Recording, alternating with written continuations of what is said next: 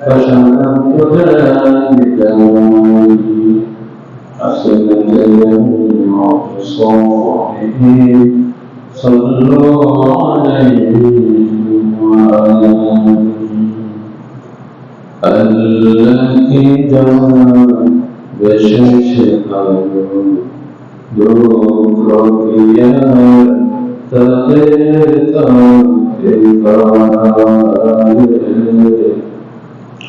وتشكيا تقيتا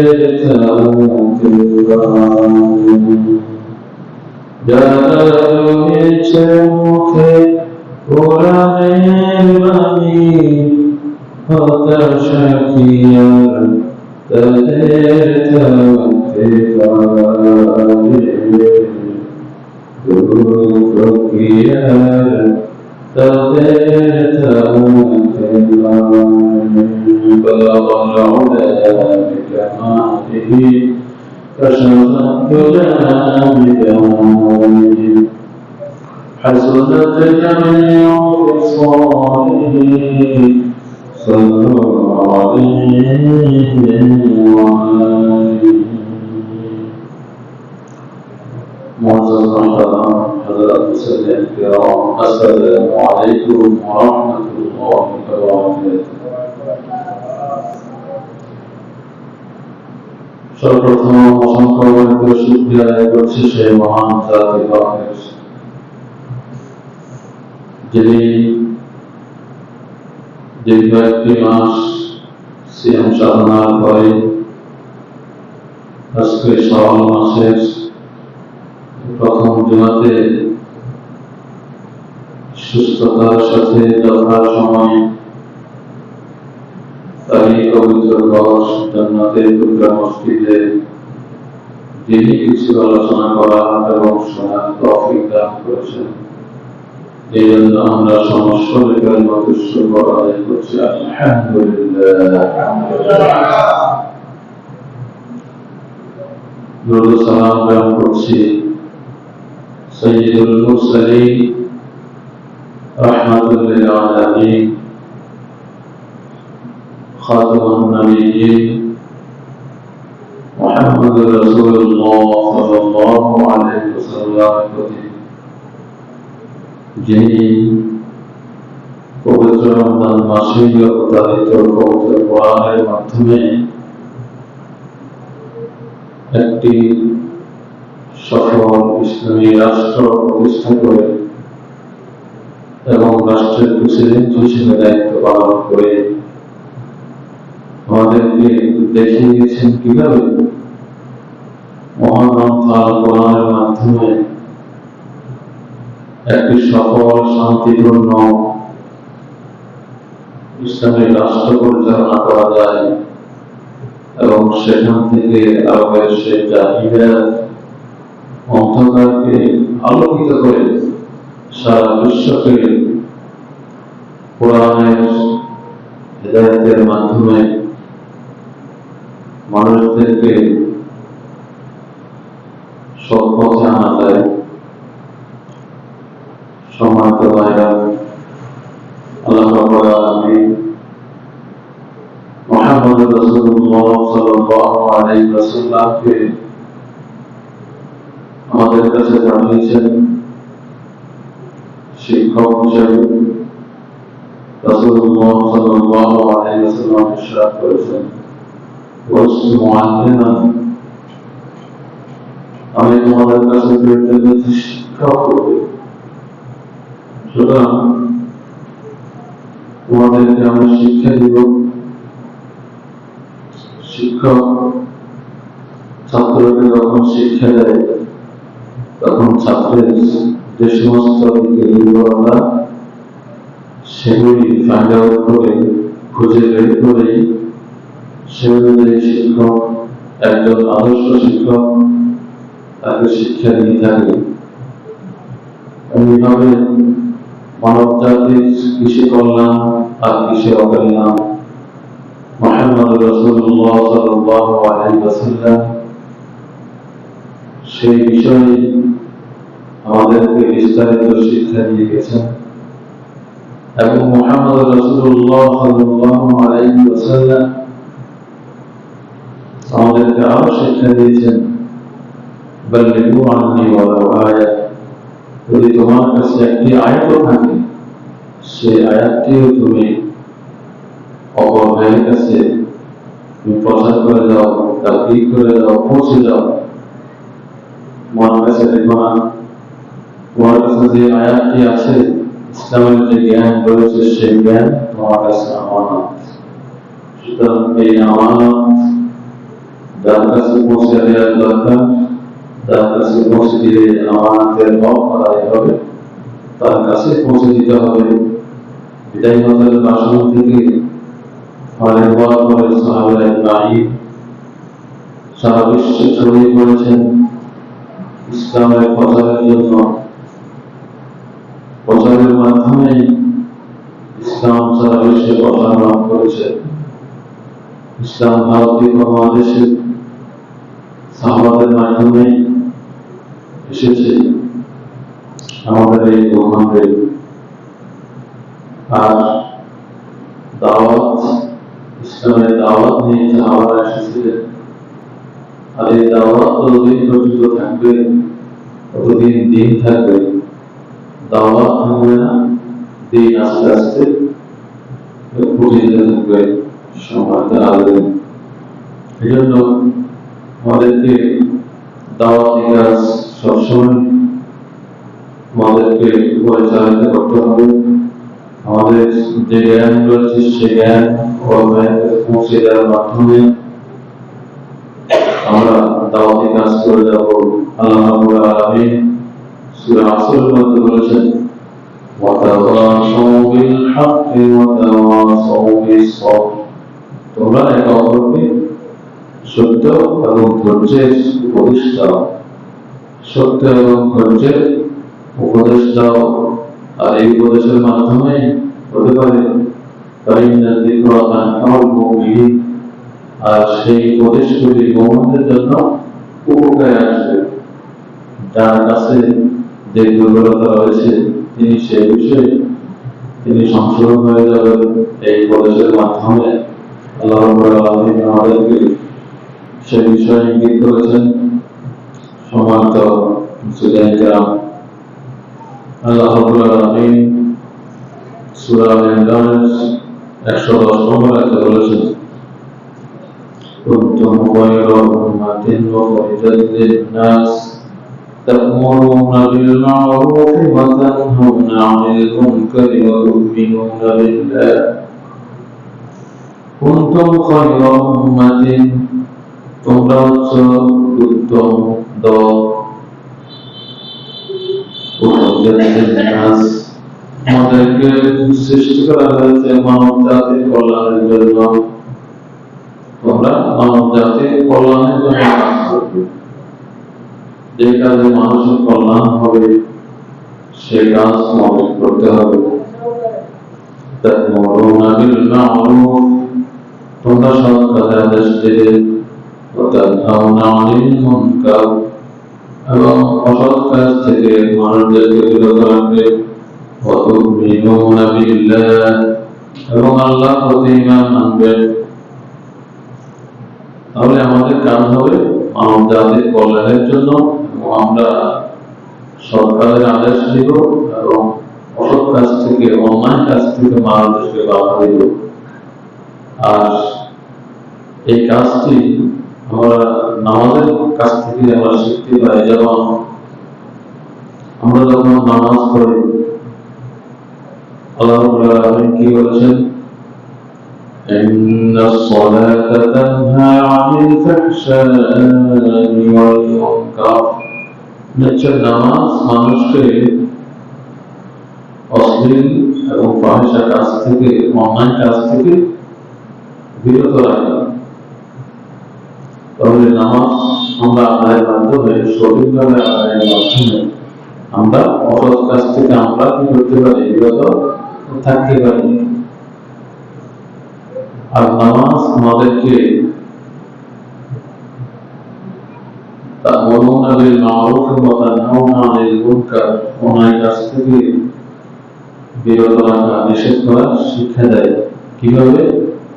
একটা উদাহরণের মাধ্যমে আপনারা বুঝতে পারবেন। সেটা হচ্ছে, যখন আমরা তাকবীরে তাহরিমা যখন বাঁধি, তখন নিয়ম হচ্ছে ইমাম সাহেব সানা করবে, সূরা ফাতিহা, এরপরে কেরাত করবে, এরপরে রুকু করবে, সিজদা করবে, কিছু নিয়ম রয়েছে। যখন ইমাম সাহেব এই নিয়মগুলির মধ্যে কিছু ব্যতিক্রম করে, যেমন 2 রাকাতের সময় তিনি বসা দরকার, বসেন নাই, দাঁড়িয়ে গেছেন, অথবা অন্য কোন নিয়ম লঙ্ঘন করেছেন, তখন আমরা কি করি? পিছন থেকে লোক মারি। কি করলেন? অর্থাৎ তিনি আল্লাহর যে আইন, আল্লাহর আইনটি লঙ্ঘন করেছেন।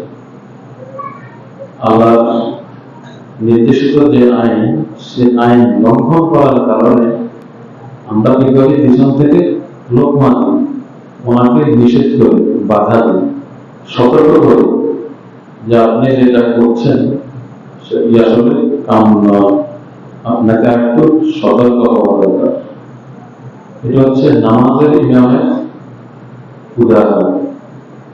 নামাজের যে ইমাম রয়েছে, এমনিভাবে আমাদের সমাজের একটা ইমাম রয়েছে। সমাজে যারা নেতৃত্ব দিয়ে থাকেন, তারা যখন ভুল করেন, তাদেরকেও সতর্ক করা আমাদের দায়িত্ব রয়েছে।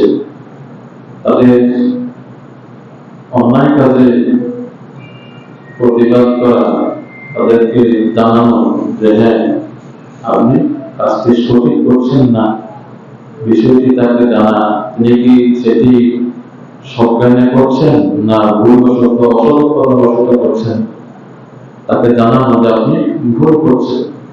তাহলে আল্লাহ রাব্বুল আলামিন আমাদেরকে নামাজের মাধ্যমে তিনি শিক্ষা দিচ্ছেন যে অন্যায় করলে সেটাকে বাধা দিতে হবে। অন্যায় করলে সেটাকে যদি বাধা দেওয়া না হয়, তাহলে কি নামাজের ভিতরে যদি আমরা লোক মানা আর ইমাম সাহেব এভাবে ভুলভাল করে যাচ্ছেন, তাহলে কি আমাদের নামাজ হবে? হবে।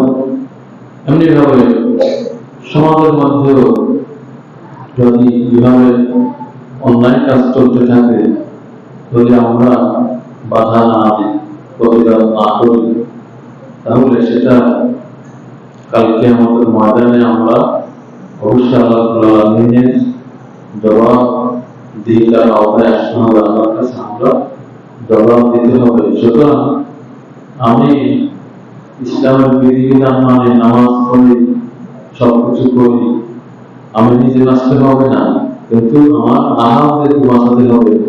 আল্লাহ রাব্বুল আলামিন বলেছেন, ও আনফুসাকুম ওয়া আহলিকুম নারা, তোমরা নিজে বাঁচো আর অন্যকেও বাঁচাও। এমনিভাবে আমরা যখন নামাজ পড়বো, নামাজ আমাদেরকে কি শিক্ষা দেয়? নামাজ আমাদেরকে শিক্ষা দেয় যে আমরা নামাজ পড়বো, যে আল্লাহ আমাদেরকে দেখছেন। শুধু নামাজ নয়, নামাজের বাহিরে আল্লাহ আমাদেরকে দেখছেন না? দেখছেন। হাদিসে জিবরিলে হযরত জিবরাইল আলাইহিস সালাম মুহাম্মদ রাসূলুল্লাহ সাল্লাল্লাহু আলাইহি ওয়াসাল্লামকে জিজ্ঞেস করছেন, মাল ইহসান? মুহাম্মদ রাসূলুল্লাহ সাল্লাল্লাহু আলাইহি ওয়াসাল্লাম উত্তর করেন, আল ইহসান আন তা'বুদাল্লাহা কান্নাকা তারাহু فإن لم تكن تراه فإنه يراك। ইহসান হচ্ছে আন তা'বুদাল্লাহ, তুমি আল্লাহর ইবাদত এমন ভাবে করবে, কান্নাকা তারাহু, যেভাবে তুমি আল্লাহকে দেখছো। فإن لم تكن تراه, যদি তুমি আল্লাহকে না দেখো, فإنه يراك, ইনশাআল্লাহ তোমাকে দেখছেন। তাহলে আমরা নামাজ পড়ব, আল্লাহ আমাদেরকে দেখছেন। এই ধরনের আমাদের অন্তরের মধ্যে এই কথাটি গেঁথে দিতে হবে যে আমরা নামাজ পড়ছি আল্লাহ রাব্বুল আলামিনের সন্তুষ্টি অর্জনের জন্য। তিনি আমাদেরকে দেখছেন, তাহলে নামাজ অবস্থা যদি আল্লাহ রাব্বুল আলামিন আমাদেরকে দেখেন, তাহলে যখন আমরা মসজিদ থেকে বেরিয়ে যাই, যখন ব্যবসায়ীরা, কিছু ব্যবসায়ী রয়েছে খাদ্যের মধ্যে ভেজাল দেয়, তখন কি আল্লাহ দেখেন না? দেখেন। কিছু লোক আছে দেশের টাকা বিদেশে পাচার করে, তখন কি আল্লাহ দেখেন না? আল্লাহকে ভয় করতে হবে সব জায়গায়।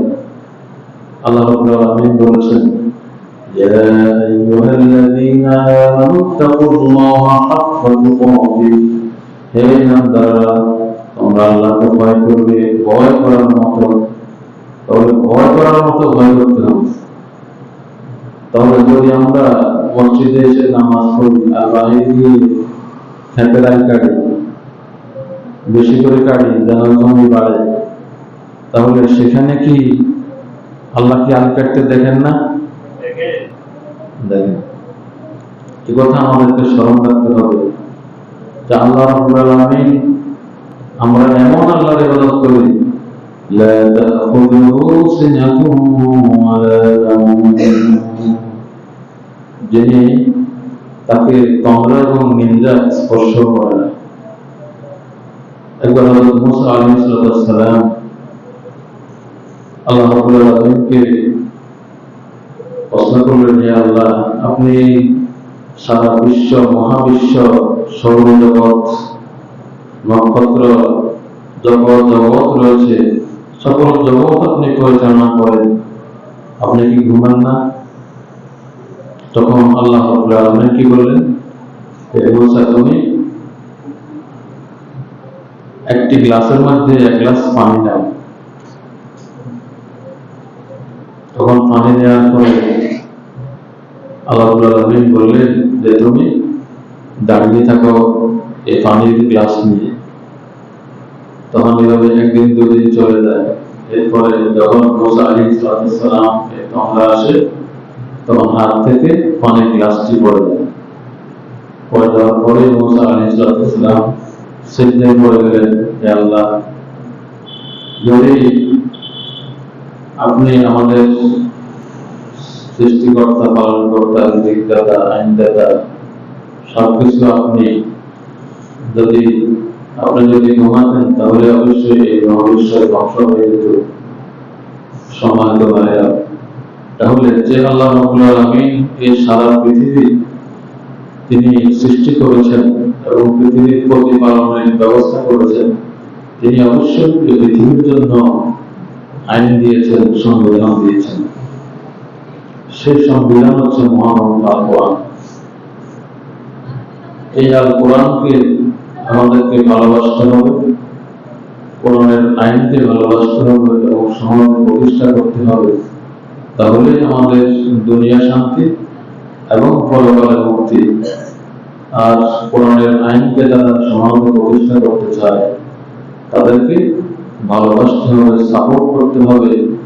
হাদিস শরীফে আছে, রাসূলুল্লাহ সাল্লাল্লাহু আলাইহি ওয়াসাল্লাম বলেছেন, আল মারউ মা মান আহাব্বা, যে ব্যক্তি যাকে ভালোবাসবে, যার সাথে চলবে, তার সাথেই হাসর হবে। আজকে যদি আমি যারা কোরআনকে ভালোবাসে, কোরআনকে বিশ্ববিদ্যালয়ে নিষিদ্ধ করে না, কোরআনকে ভালোবাসে, তাদের সাথে চলি, তাহলে আমার হাসর হবে কোরআনের মুহিব্বিনদের সাথে, কোরআনকে ভালোবাসা লোকদের সাথে। আর যদি আমি কোরআন বিরোধীদের সাথে, যারা কোরআনকে নিষিদ্ধ করে দেয়, কোরআনের তাফসীর বন্ধ করে দেয়, তাদের সাথে আমি হাঁটি, তাহলে আমার হাসর হবে তাদের সাথেই। রাসূলুল্লাহ সাল্লাল্লাহু আলাইহি ওয়াসাল্লাম সে কথাই বলেছেন। আর যদি কোরআন বিদ্বেষীদের সাথে আমার হাসর হয়, তাহলে রাসূলুল্লাহ সাল্লাল্লাহু আলাইহি ওয়াসাল্লামের সুপারিশও আমার ভাগ্যে হবে না। সম্মানিত ভাইরা, তাহলে আমি বলছিলাম যে আমরা যখনই সমাজে অন্যায় কাজ দেখব, তখনই আমরা অন্যায়কে বাধা দিব। আর এই অন্যায় কাজকে বাধা দেওয়ার মাধ্যমে আমরা আমাদের ঈমানের পরিচয় দিতে হবে এবং ন্যায়কে প্রচার করতে হবে, ভালো কথা প্রচার করতে হবে।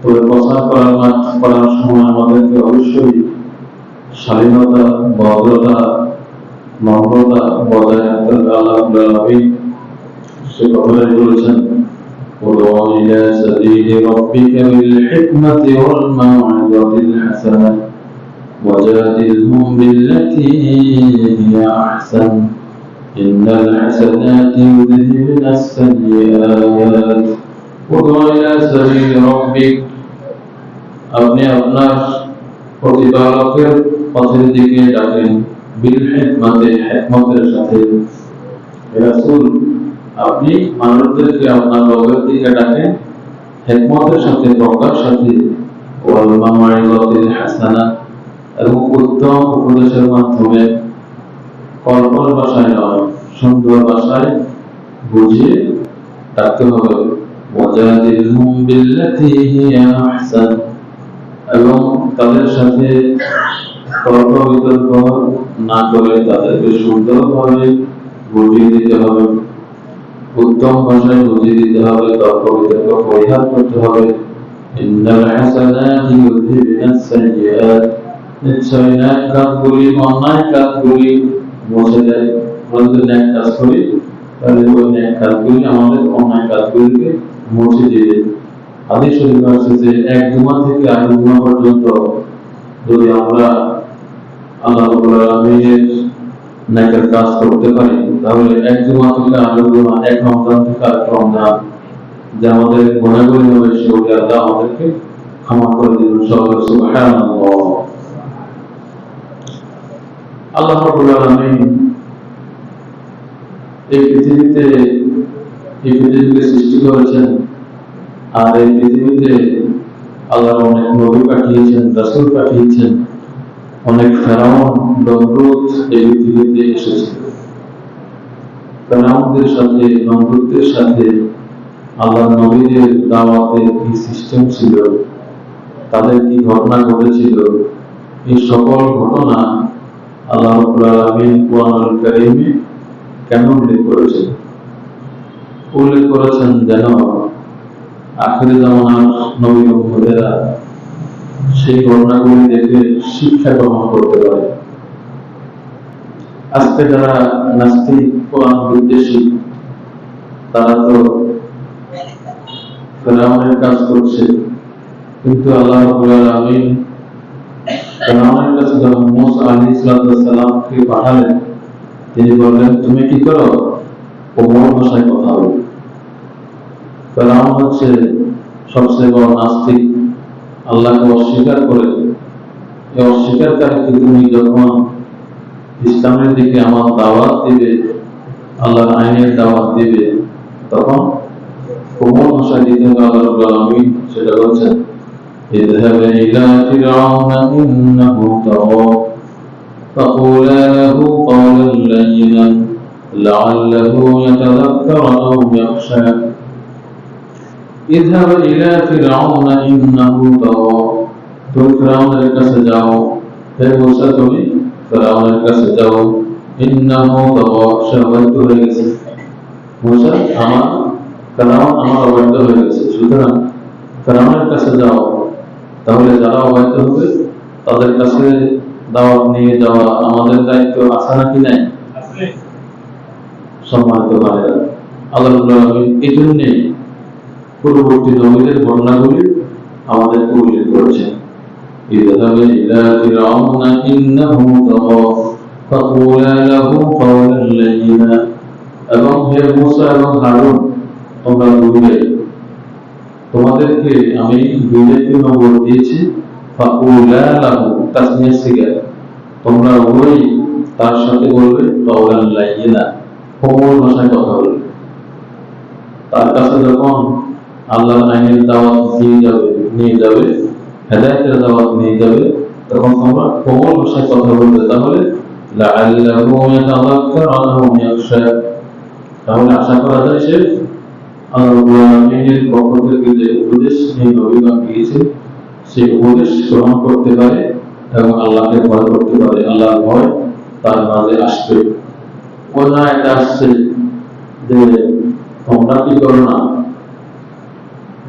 তোমরা আল্লাহর বিরুদ্ধে যারা রয়েছে নাস্তিক যারা রয়েছে আল্লাহর বিপরীতে যে সমস্ত দেব দেবী পূজা যারা করে তাদেরকে তোমরা গালি দিও না।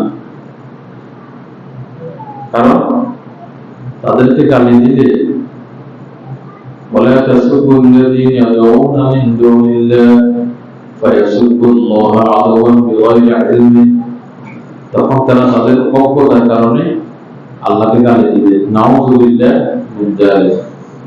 তাহলে তোমরা যদি তাদের দেবতাদের গালি দাও তাহলে তারাও তাদের অজ্ঞতার কারণে, আল্লাহ কি জিনিস, আল্লাহ সৃষ্টিকর্তা, আইনদাতা, বিধানদাতা, এত পারে না, তাদের কাছে সেই জ্ঞান নাই।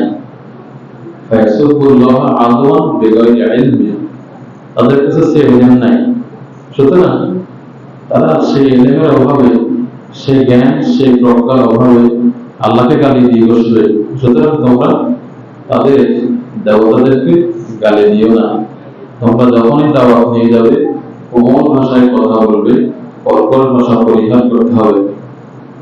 সমাপ্ত ভাইরা, তাহলে আমরা এটাই বলতে চাচ্ছি যে সমাজে যারা সৎ কাজের আদেশ করবে, অসৎ কাজ থেকে মানুষকে বাধা দিবে, তারা হচ্ছে কি উত্তম দল। উত্তম, তারা হচ্ছে উত্তম দল। আর আরেকটি পয়েন্ট আলোচনা করেছি, সেটি হচ্ছে নামাজ। যারা পড়ে আসছেন তাদের জন্য বলছি, নামাজ আমাদেরকে অন্যায় কাজে বাধা দেওয়া শিক্ষা দেয়। কিভাবে? যেভাবে ইমাম সাহেব নামাজ পড়ানোর সময় যখন শরীয়তের বিধিবিধানে উল্টাপাল্টা কিছু করে, দাঁড়ানোর জায়গা বসে যায়, বসার জায়গা দাঁড়ানো যায়, তখন আমরা পিছন থেকে কি দিই? বাধা দিই, তাকবীর দিয়ে লোক মারি। তাহলে নামাজের ইমামকে যখন অন্যায় কাজে, আল্লাহর আইনের বিরুদ্ধে কোনো কাজ করেছে, আমরা বাধা দিয়েছি, তাহলে এটা আমাদের দায়িত্ব, না হলে আমাদের নামাজ হবে না। তাহলে সমাজের ইমামকেও কিন্তু যদি আল্লাহর আইনের বিরুদ্ধে কোনো কাজ করে, তাকেও বাধা দিতে হবে। তাহলে যদি আমরা বাধা না দিই, তাহলে কাল কিয়ামতের ময়দানে মহান আল্লাহ রাব্বুল আলামিনের দরবারে আমাদেরকে আসামের কাঠগড়ায় জানাতে হবে। কি জন্য? যেহেতু আল্লাহ আমাদেরকে কি দিয়েছেন? বিবেক দিয়েছেন। আমাদেরকে এই বিবেক দেওয়ার কারণে আমাদের এই বিবেকের বিচার হবে, কিন্তু হাইওয়ানের কোনো বিচার হবে না। পশু, দুইটা পশু যখন একটা আরেকটার উপর জুলুম করেছে, তখন কিয়ামতের ময়দানে বলা হবে, এ তোমার উপর জুলুম করেছে, সুতরাং আজকে যে মাজলুম হয়েছে তার গায়ে আমি শক্তি সামর্থ্য বাড়িয়ে দিলাম, সে জালেমের উপরে একটা গুটা দিয়ে একটা আক্রমণ করবে, তার বিচার সেখানে শেষ। যখন এই বিচারটা শেষ হতে দেখবে, তখন কাফেররা কি করবে? কোরআন বিরোধীরা কি করবে? নাস্তিকরা কি করবে? বলবে যে হায় আল্লাহ, যদি আজকে আমি গরু হইতাম, মানুষ না হয়ে যদি তাদের মতো হইতাম, আমাকে তাদের মতো বানাতে, তাহলে আমার বিচারটা এখানে শেষ হয়ে যেত। কিন্তু আমি বুঝি নাই, আমি দুনিয়াতে আপনার প্রতি অবাধ্য ছিলাম, আপনার কোরআনের বিরোধিতা করেছি, আপনার আল্লাহর আইনের বিরোধিতা করেছি। আজকে আমার শাস্তি, আমাদের তো আকল দিয়েছেন, এই জন্য আমার আজকে শাস্তি। সম্মানিত হাজিরিন, যে সমস্ত পয়েন্টের উপর আলোচনা হয়েছে, আল্লাহ আমাদেরকে আমল করার তৌফিক দান করুন। আমিন। আসসালামু আলাইকুম ওয়া রাহমাতুল্লাহ।